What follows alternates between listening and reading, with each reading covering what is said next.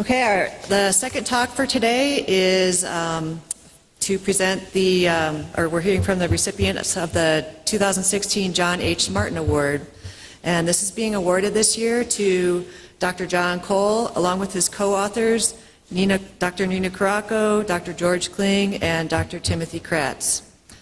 The Martin Award recognizes a paper in the aquatic sciences that, at least 10 years after publication, has made a significant impact on subsequent research in that field. And John and his co-authors are receiving the award for their paper entitled Carbon Dioxide Supersaturation in the Surface Water of Lakes. And this was published in 1994 in the journal Science. And at the time of publication, John and Nina were both at the Institute of Ecosystem Studies at the Cary Arboretum. George Kling was and still is at the University of Michigan, and Tim Kratz is at University of Wisconsin. This paper is really a highly significant contribution not only to the aquatic sciences, but also to our broader understanding of the global carbon cycle. This study was the first to definitively demonstrate that lakes commonly are supersaturated with dissolved CO2 concentrations, meaning that their concentrations are higher in surface waters than in the atmosphere, and that this phenomenon is globally widespread across boreal, temperate, and tropical lakes. And they showed this through an analysis of more than 1,800 lakes around the world, which indicated that the majority of lakes are sources of CO2 to the atmosphere. And at the time, there really was relatively little research or focus on inland water carbon cycling or their role in the global carbon cycle. And so this paper highlighted that inland waters not only sequester organic carbon and also receive CO2 from the surrounding landscape, but they also emit that CO2 to the atmosphere. And this paper has really stood the test of time and has served as a foundation for a large number of contemporary studies of inland water carbon cycling and their role in regional and global carbon budgets. The paper has been cited almost 600 times and continues to have a high annual rate of citations, further demonstrating the continued influence this paper has in the field. So please join me in congratulating Jon Cole and his co-authors for receiving the 2016 John H. Martin Award.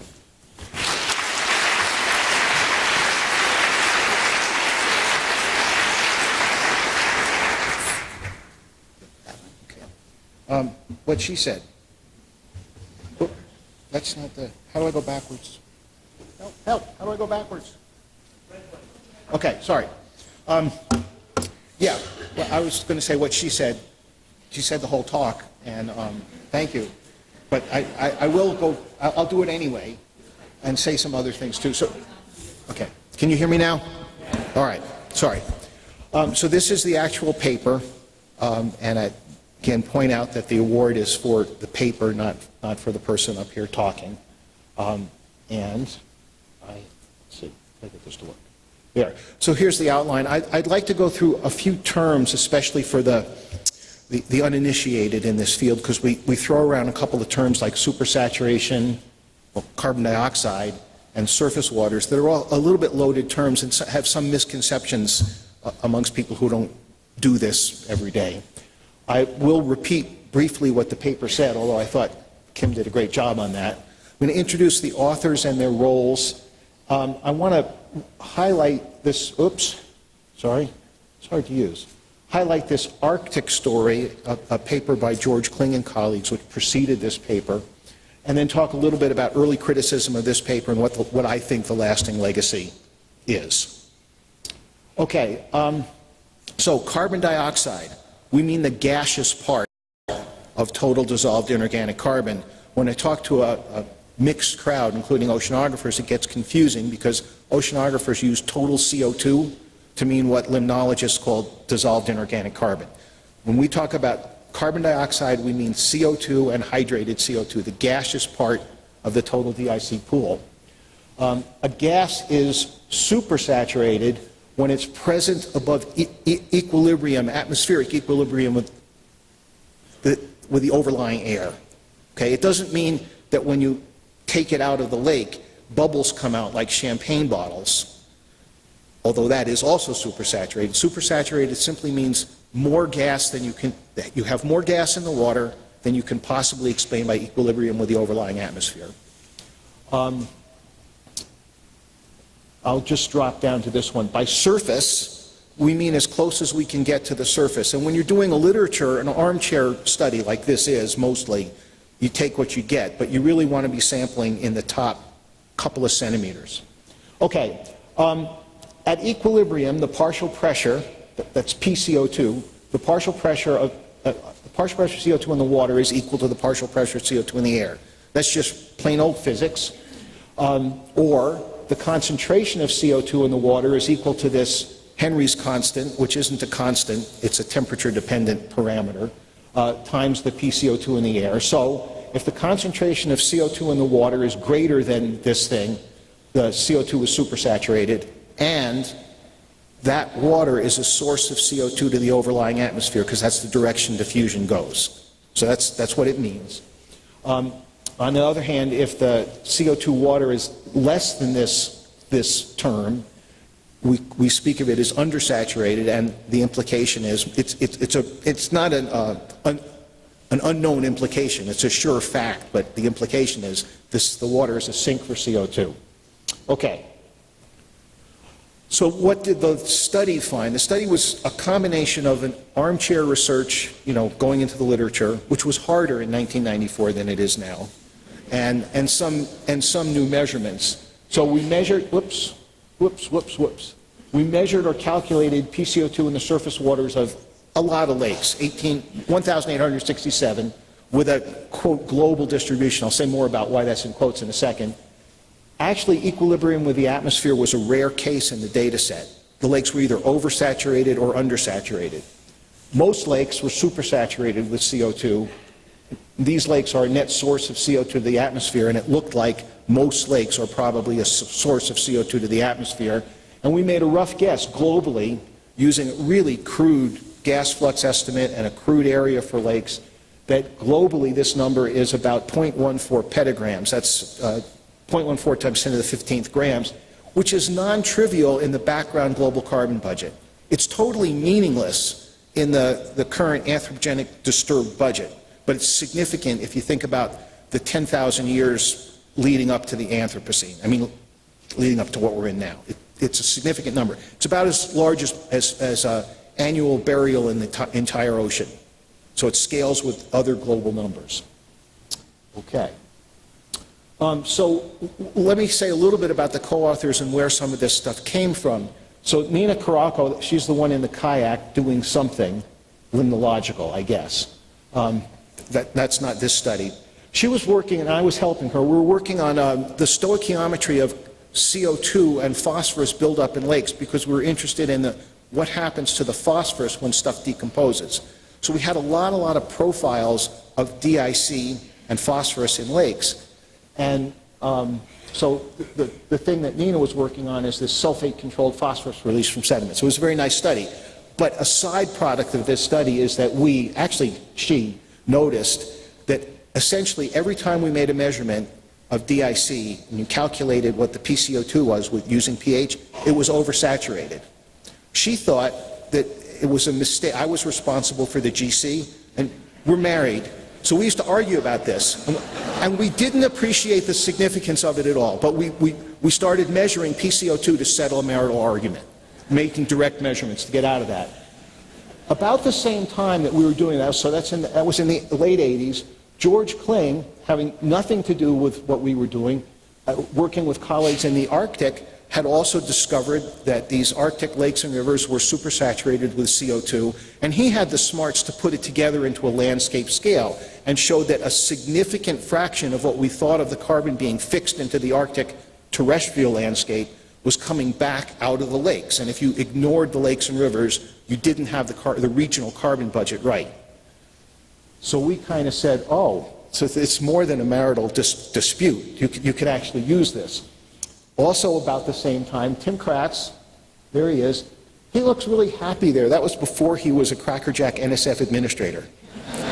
That was when he was working at the North Kemper Lakes LTR, and he had a very large database from which you could calculate CO2, and he started measuring CO2 in lakes and had a nice paper on that as well. So we joined forces eventually. Oh, I have to show you this one. That's me. As I said, I really just liked inorganic carbon and gas chromatographs. It's probably the only thing in the lab that I do well. I'm pretty good at troubleshooting those things. That's the gas chromatograph, that's me.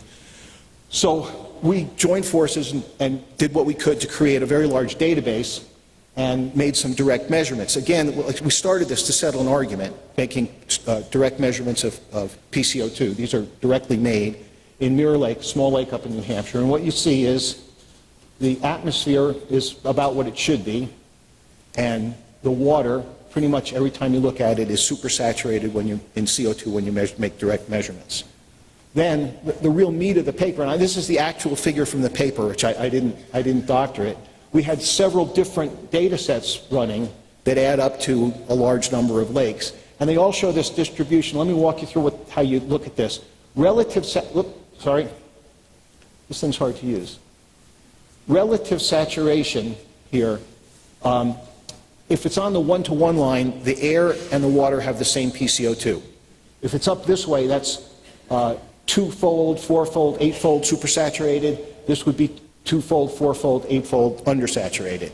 So what you see, it's an interesting phenomenon. In all of this diverse data set, whether it was measured directly or calculated or came from Africa, that was, I think, George's PhD data, or soon after he also contributed that.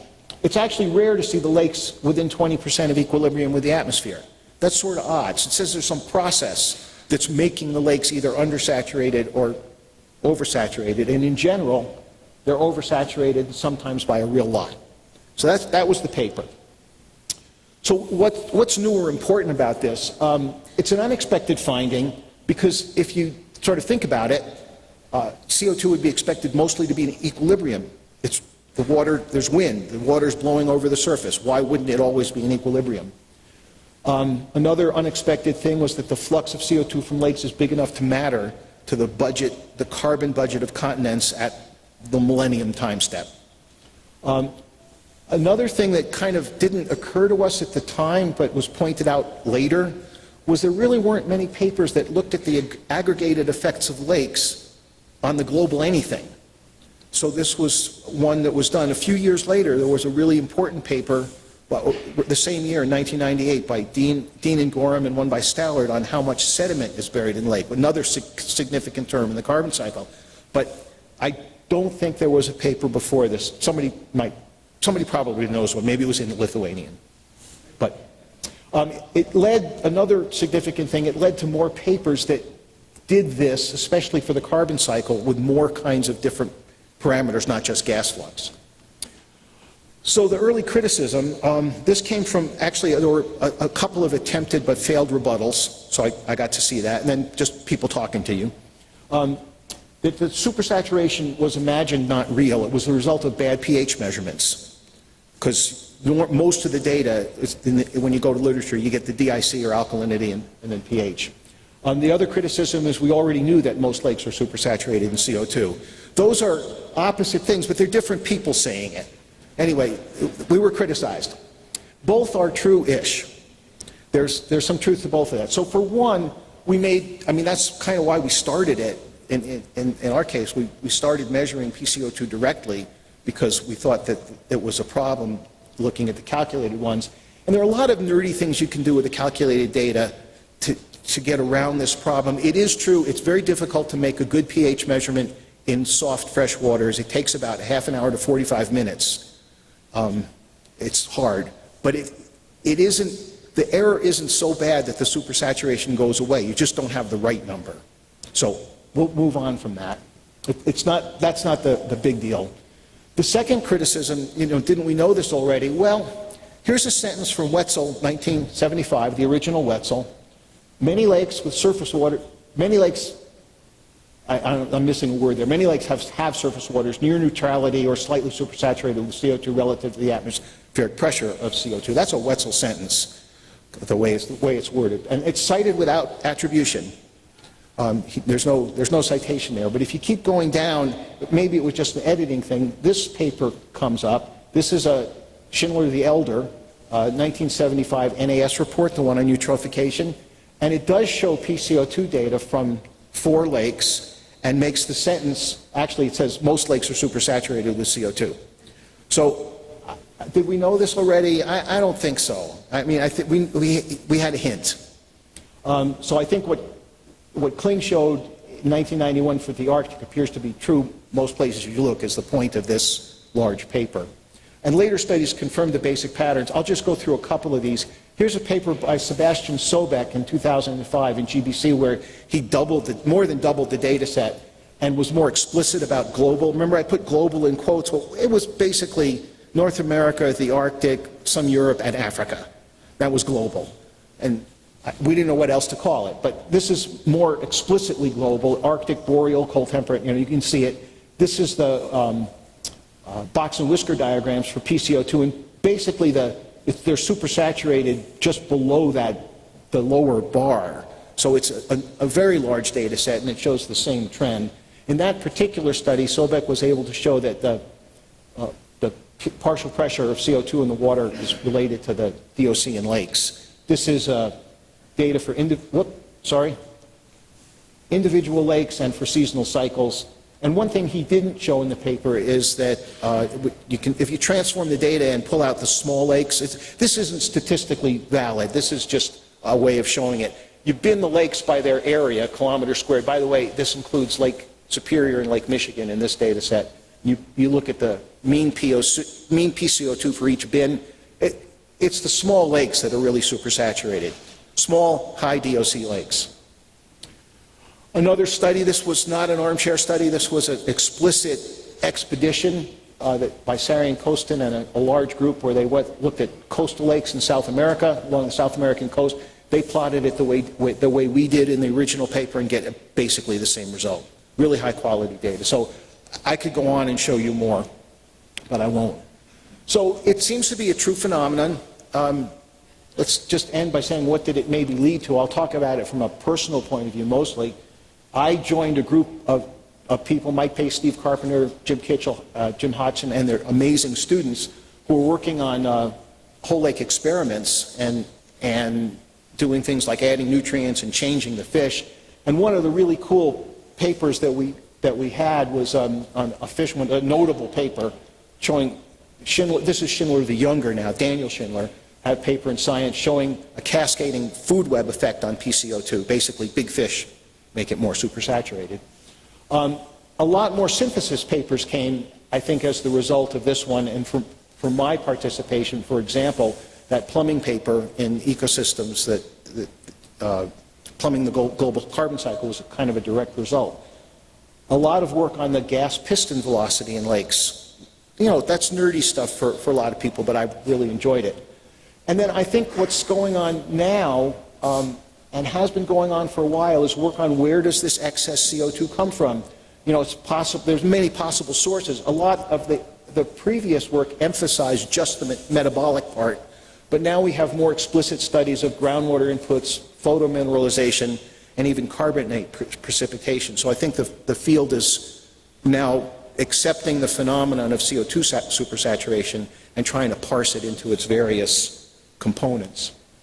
So I'll end there with a couple of pictures of people who've worked on this but weren't part of that paper. This is Mike Pace manipulating a lake, Steve Carpenter doing some modeling, and the NC's group who's responsible for that plumbing paper doing some synthesizing. You'll notice that what that says on the canopy is Wetzel's Pretzels, a place in Santa Barbara. So I'll end there.